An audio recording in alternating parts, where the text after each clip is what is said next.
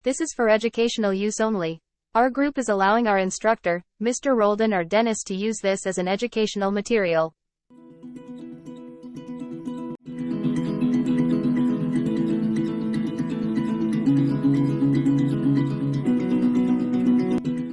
So, good day everyone. We are the Group 1. We are tasked to report about the Sustainable Development Goals. And for our learning objectives, first we are about to discuss the history of Sustainable Development Goals. Second is discuss the meaning of the Sustainable Development Goals. And third, discuss the first 8 Sustainable Development Goals, namely no poverty, zero hunger, good health and well-being, quality education, gender equality, clean water and sanitation, affordable clean energy, and lastly, decent work and economic growth. And here are the Group 1 members: Engine Cadet Astronomo Macario Jr., Engine Cadet Nogid Edward Joseph, Engine Cadet Aliman Alvin James, Engine Cadet Gonzales Jeffrey, Engine Cadet Racho Jobert Lee, Engine Cadet Lakay Jorich, and Engine Cadet De La Rosa Marfiel. So for the history of development goal, the Sustainable Development Goals or SDGs were born at the United Nations Conference on Sustainable Development in Rio de Janeiro in 2012. The objective was to produce a set of universal goals that meet the urgent environmental, political, and economic challenges facing our world. In 2015, the United Nations made history when 193 member states unanimously adopted 17 Sustainable Development Goals that serves as a centerpiece of its post-2015 development agenda. The Sustainable Development Goals, or SDGs, addresses the shortcoming of the MDGs by incorporating a broader and transformative agenda.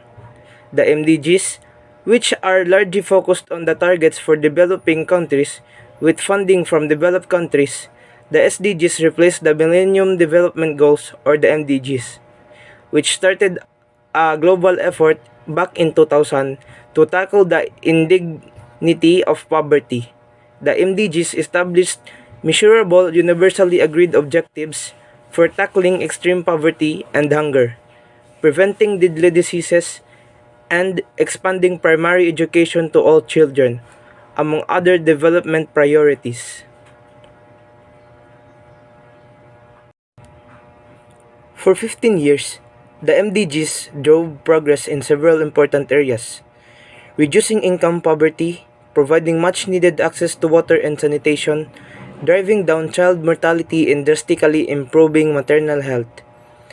They also kick-started a global movement for free primary education, inspiring other countries to invest in their future generations. So here are the key MDG achievements. First, there are more than 1 billion people that had been lifted out of extreme poverty since 1990. Child mortality dropped by more than half since 1990. Number of out-of-school children has dropped by more than half since 1990. HIV or AIDS infections fell by almost 40% since 2000. The legacy and achievements of MDGs provide us with valuable lessons and experience to begin work on the new goals. But for millions of people around the world, the job remains unfinished. We need to go to the last mile on ending hunger, achieving full gender equality, improving health services, and getting every child into school beyond primary. The SDGs are also an urgent call to shift the world onto more sustainable path. Sustainable Development Goals. The Sustainable Development Goals are a collection of 17 interlinked objectives designed to serve as a shared blueprint for peace and prosperity for people and the planet now and into the future. The 17 Sustainable Development Goals, with their 169 targets, form the core of 2030 agenda. They balance the economic, social, and ecological dimensions of sustainable development and place the fight against poverty and sustainable development on the same agenda for the first time. The Sustainable Development Goals, or the SDGs, aim to transform our world. They are a call to action to end poverty and inequality, protect the planet, and ensure that all people enjoy health, justice, and prosperity. It is critical that no one is left behind.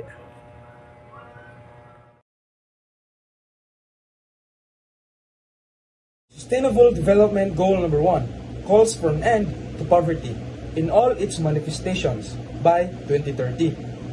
It aims to ensure social protection for the poor and vulnerable, increase access to basic services, and support people harmed by climate-related extreme events and other economic. So these social and environmental shocks and disasters. So why is it so important to achieve the social development goal number 1? No poverty. So the rise in poverty is not only unfair and a threat to the integrity of millions of people, but it also heightens inequality, which in turn weakens social cohesion and severely hampers economic growth.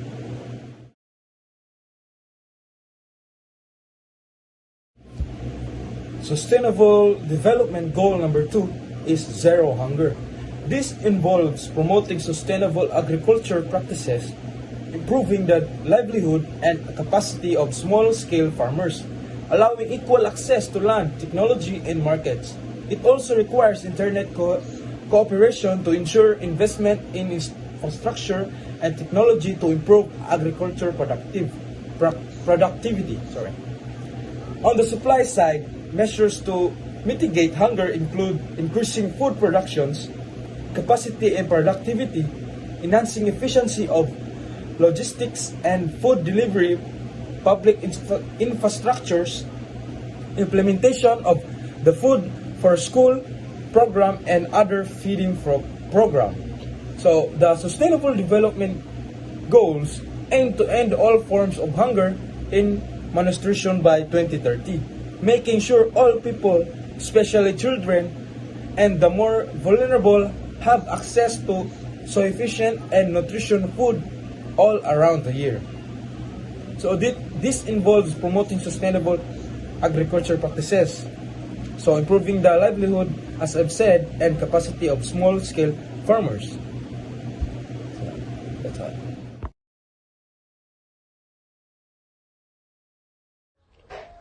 Good health and well-being. Good health is essential to sustainable development, and the 2023 agenda reflects on the complexity and interconnectedness of the two. It takes into account widening economic and social inequalities, rapid urbanization, threats to the climate and environment, the continuing burden of HIV and other infectious disease, and emerging challenges such as non-communicable disease. Universal health coverage will be integral to achieving SDG 3, ending poverty and reducing inequalities. Emerging global health priorities not explicitly including in the SDGs, including antimicrobial resistance, also demand actions.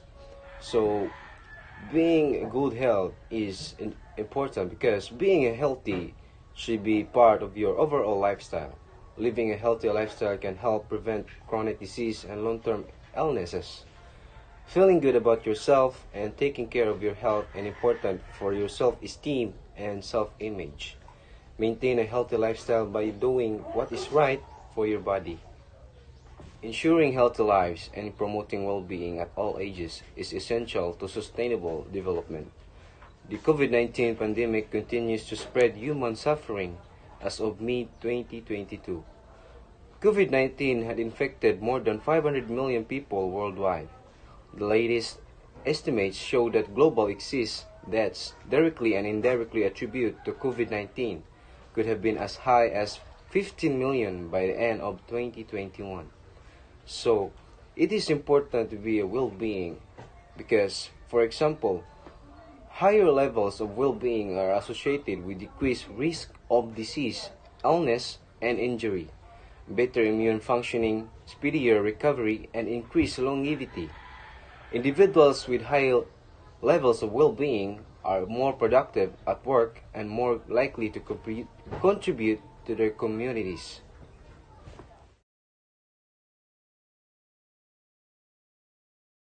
Good day everyone, I'm Cadet Gonzales Jeffrey. So, my topic is about quality education. So, providing a quality education for all is the fundamental to creating a peaceful and a prosperous world. Education gives the people the knowledge and skills they need to stay healthy, get the jobs, and foster tolerance. Next is the process has also been taught in the same delivering regions to the high level to providing the armed the conflict and other emergencies in Western Asia and North Africa. Ongoing armed conflict has the seen in the crisis in the number of the children out of school. This is the worrying trend. The achieving inclusive the quality education for all reaffirms the beliefs the education is the one of the most powerful in the provide vehicles for sustainable development. This goal ensures that all girls and boys the complete free primary and secondary schooling by 2030. It's also the aims to provide the equal access in the available vocational training to eliminate gender and wealth disparities and achieve universal access to equality higher education. So, what is quality education? So, quality education is delivered by the goal teacher and delivered by the good teaching and the learning process and facilitated by the conducive learning environment. The challenge of the achieving quality education is to find the balance between lofty ideas and ground realities. So, and education education is well designed to provide the receipt with an all-around development of skills and potential to achieve the success and their the future endeavors in a society.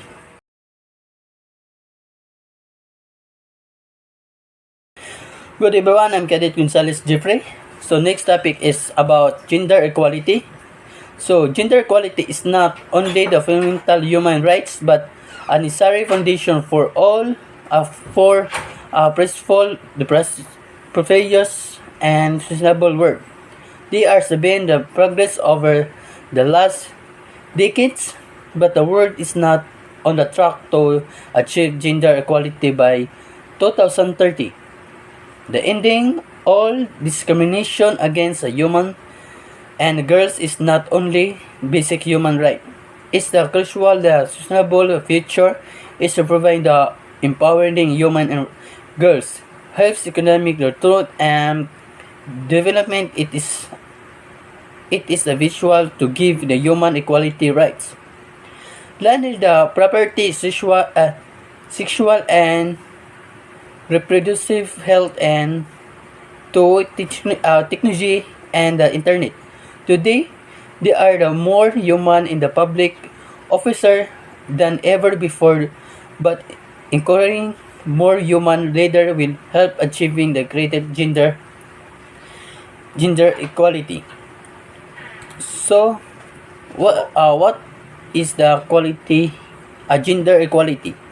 So, gender equality is the people of the all around people of all gender have the equality rights, responsibilities, and opportunities. Everyone is affected by gender inequality. Human, man, transgender, diverse people, children, and families. It impacts the people of the age is the background. We need gender equality urgently.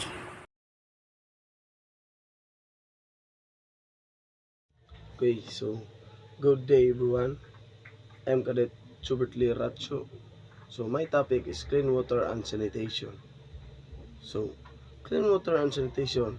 This aims to access safe water, sanitation and hygiene as it are the most basic human needs for health and well-being. Demand for water is rising owing to rapid population growth, urbanization and increasing water needs from agriculture, industry, and energy sectors.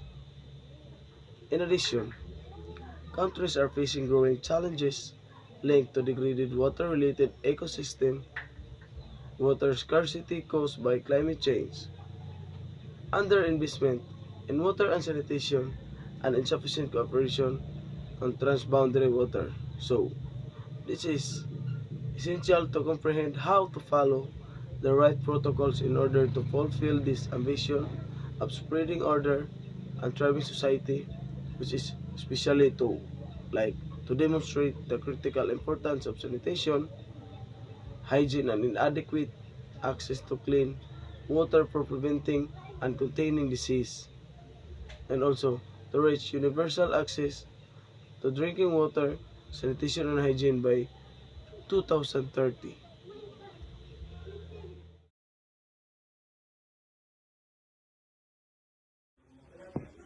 Goal 7 Affordable and Clean Energy. Between 1990 and 2010, the number of people with access to electricity has increased by 1.7 billion, and as the global population continues to rise so well, the demand for cheap and energy. A global economy reliant on fossil fuels and the increase of greenhouse gas emissions is creating drastic changes to our climate system. This is having a visible impact on every continent. However, there has been a new drive to encourage alternative energy sources, and in 2011, renewable energy accounted for more than 20% of global power generated. Still, 1 in 5 people lack access to electricity, and as the demand continues to rise, there need to be a substantial increase in the product of renewable energy across the world. Ensuring universal access to affordable electricity by 2030 means investing in clean energy sources such as the solar, wind, and thermal. Adopting cost-effective standards for a wider range of technologies could also reduce the global electricity consumption by buildings and industry by 14%. This means avoiding roughly 1,300 mid-sized power plants, expanding infrastructure, and upgrading technology to provide clean energy sources in all developing countries is a crucial goal that can be both encourage growth and help the environment.